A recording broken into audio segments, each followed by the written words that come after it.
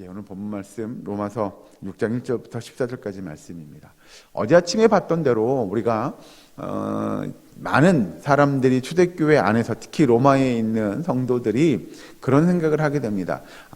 우리가 은혜를 경험한다고 하는 건 우리의 죄를 용서함 받는 게 은혜라고 이야기한다면, 그 은혜를 더 많이 경험한다고 한다면, 우리가 죄를 더 많이 지으면 은혜를 더 많이 경험할 수 있는 거 아니냐라고 이야기하는 사람들에게 사도 바울이 묻습니다. 그렇다고 우리가 죄를 더 많이 짓는다는 게 맞는 거냐라고 하는 거죠. 은혜를 경험하는 건 분명히 좋은 일이겠으나, 그렇다고 죄를 많이 지어서 은혜를 더 많이 경험하는 게 옳은 거 아니냐라고 물어보는 사람들에게 그건 잘못된 질문임을 사도 바울이 이야기하죠. 그래서 2절 말씀에 보면 그럴 수 없느니라, 죄에 대하여 죽은 우리가 어찌 그 가운데 더 살리요? 라고 이야기합니다. 하나님의 백성, 예수님의 제자라고 하는 사람들은 죄에 대하여 죽은 자입니다. 그래서 그 죄를 버리는 거죠. 죄와 버타는 게 아니고 죄와 멀어지는 삶을 살아야 하는데, 어떻게 우리가 그 죄를 다시 짓고 또 지어서 더 많은 죄를 지음으로 은혜를 더 많이 경험하자고 이야기하느냐? 그건 말이 안 되는 얘기임을 사도 바울이 가르쳐 주죠. 그리고 3절에 보시면 무릇 그리스도 예수와 합하여 세례를 받은 우리는 그의 죽으심과 합하여 세례를 받은 줄을 알지 못하느냐? 그러므로 우리가 그의 죽으심과 합하여 세례를 받음으로 그와 함께 장사되었나니, 이는 아버지의 영광으로 말미암아 그리스도를 죽은 자 가운데 살리심과 같이 우리로 또한 새 생명 가운데서 행하게 하려 함이라. 여러분, 우리가 세례 받음은 우리가 죄의 씻김을 이야기합니다. 우리가 죄를 씻김 받았으니 이제는 다시는 그 죄를 짓지 않겠노라고 우리가 그 세례를 통하여 나타내는 거죠. 그렇게 하나님 앞에 세례를 받은 하나님의 백성들이 어떻게 죄와 버탈 수 있겠느냐? 우리는 이제 죄를 씻김 받아서 그 죄가 사라져서 우리는 새로운 생명, 거듭난 삶, 우리가 이야기하는 중생의 삶을 사는 것이 마땅하니, 우리의 삶이 이제 죄를 버리고 영원한 생명을 얻은 하나님의 백성, 하나님의 자녀답게 살아가는 것이 마땅함을 사도 바울이 이야기합니다. 그렇게 하나님의 백성, 하나님의 자녀들은 그래서 끝에 보면 새 생명 가운데서 행하게 하려 함이라 라고 사도 바울이 이렇게 가르쳐 주죠. 우리의 삶은 그래서 거듭난 삶입니다. 이제 그 죄의 종로로 타던 삶이 하나님의 은혜 안에서 그 새 생명을 얻은 자답게 이 땅의 삶을 살아가는 거죠.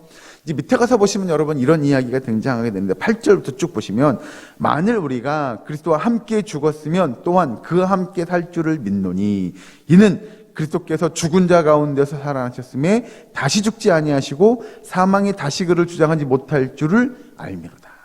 여러분, 우리도 그래서 예수님을 따르는 예수님의 제자답게 여기서 이야기하는 대로 8절에 만일 우리가 그리스도와 함께 죽었으면 또한 그와 함께 살 줄을 믿는다 라고 이야기하는 건, 우리도 예수님의 그 죽으심으로 말미암아 죄에 대하여 죽었으니 이제는 영원한 생명을 소유한 하나님의 백성답게 이 땅에서 영생의 삶을 이루어가는, 천국의 삶을 이 땅에서 이루어가는 하나님의 백성, 하나님의 자녀의 삶을 살아야 된다라고 이야기하며, 왜냐하면 우리는 예수님이 그 부활하신 예수님의 그 모델, 모형을 보고 그래, 우리도 언젠가 그렇게 육체적인 부활을 하게 될 날이 있을 거야 라고 하는 믿음 안에서 살아가게 되는데, 그런 하나님의 백성들이 그 부활의 소망을 가지고 이 땅에서의 삶을 사는 거죠. 우리는 이미 하나님의 나라를 기업으로 받은, 소유로 받은 그 하나님의 나라를 소유한 믿음의 삶을 이루어가는 하나님의 백성, 하나님의 자녀이기 때문에 그렇다는 거죠. 그래서 여러분, 우리가 이 땅에서의 삶을 살아가는 건 은혜의 삶을 살아가야 되는데, 그 은혜의 삶이라는 건 우리는 이미 천국을 소유한 하나님의 백성이에요. 그러니 이 땅에서 죄와 버타지 않고 더 이상 죄와 종노릇하지 않고, 그러니 죄를 짓지 않고 은혜의 일들을 이루어가며, 그래, 나는 천국을 소유한, 그리고 언젠가 육체적인 부활을 꿈꾸는 백성답게 이 땅에서 은혜의 삶을 살기 위하여 노력하는 것이 마땅함을 사도 바울이 이야기하게 되죠. 여러분, 우리의 삶은 그런 삶입니다. 이 땅에서의 삶을 살아가지만 우리는 천국 백성다운 삶을 살아야 됩니다. 나중에 여러분 기회가 되면 이 요한계시록을 한번 보려고 준비하고 있는데요. 요한계시록에 보면 여러분들이 꼭 잊지 말아야 될 개념 단어 두 개가 등장하는데요. 첫 번째는 뭐냐면 이미입니다. 이미. 우리는 이미 하나님의 나라를 소유한 백성인데, 아직입니다. 이 아직은 뭐냐면 아직 그 하나님의 나라에 이르지 못했다는 거죠. 뭐냐면 천국을 소유한, 이미 우리는 구원받은 백성인데 그 구원의 완성을 아직 이루지 못했어요. 그 구원의 완성은 언제 이루어지냐면 예수님이 다시 오시는 그날 이루어진다고 성경은 이야기하죠. 그러니 우리는 이미와 아직 요 사이 시대를 살아가는 하나님의 백성이니, 이미 구원받은 백성들이 아직 구원의 완성을 이루지 못했지만 그 구원받은 자다운 삶을 이 땅에서 신실하게 살아가는 일들이 필요하다고 성경에서 이야기합니다. 그러면 우리의 삶은 하나님의 백성답게, 여기서 이제 이야기하는 대로 아까 읽은 구절에 이는 그리스도께서 죽은 자 가운데서 살아나셨으며 다시 죽지 아니하시고 사망이 다시 그를 주장하지 못할 줄을 알미로다. 우리도 다시 죄의 종로로 타지 않고 은혜 안에서 하나님 나라의 백성다운 구원의 역사들을 이루어가는 그런 신실한 삶을 살아갈 것을 이야기하는데, 성도의 삶은 그러면 어떻게 되어야 되느냐? 조금 밑에 가서 보시면 12절 13절 봅니다.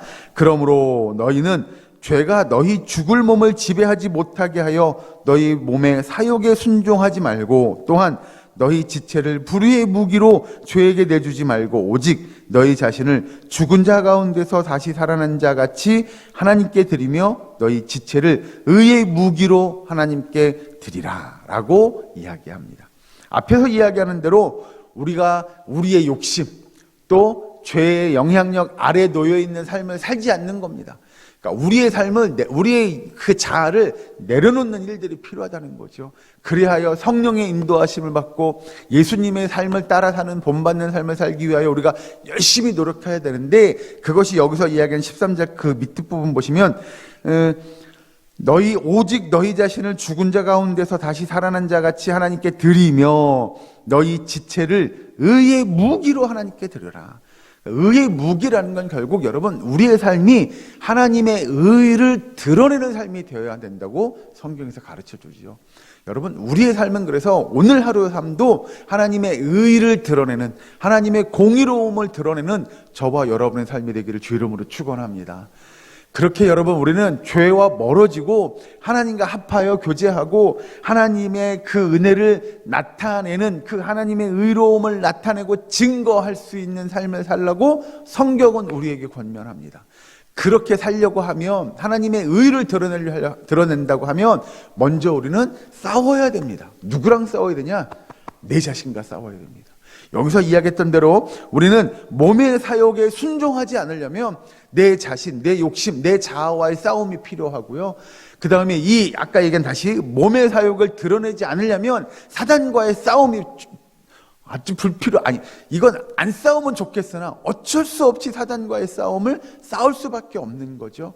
그래서 여러분 하나님의 백성들, 하나님의 자녀들을 뭐라고 표현하냐면 하나님의 군사라고 이야기하는 건 그런 싸움을 싸울 수밖에 없는 겁니다.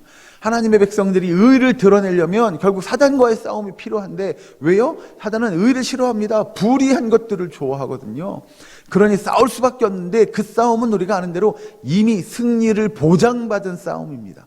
그러기에 우리가 여기서 아까 끝에 이야기한 13절 후반절에 의의 무기로 하나님께 드리라 이렇게 이야기하는 건 당연히 성도가 마땅히 그 의로움을 드러내야 하는데, 14절 여긴 같이 한번 읽어주실까요? 마지막 같이 했습니다. 시작. 죄가 너희를 주장하지 못하리니 이는 너희가 법 아래에 있지 아니하고 은혜 아래에 있음이라. 아멘.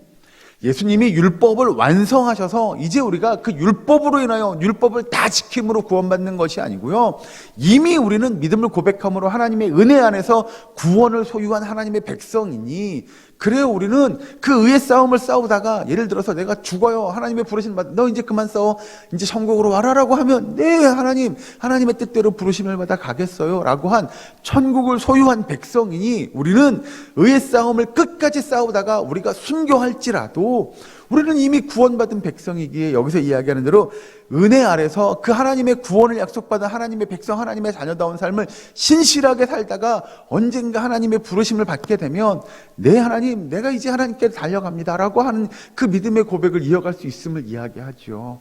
그러니 여러분 하나님의 백성들은 하나님이 부르시는 그날까지 충성스럽게 그 의의 열매들을 나타내는 믿음의 복된 삶을 살아야 되는 줄로 믿으시기 바랍니다.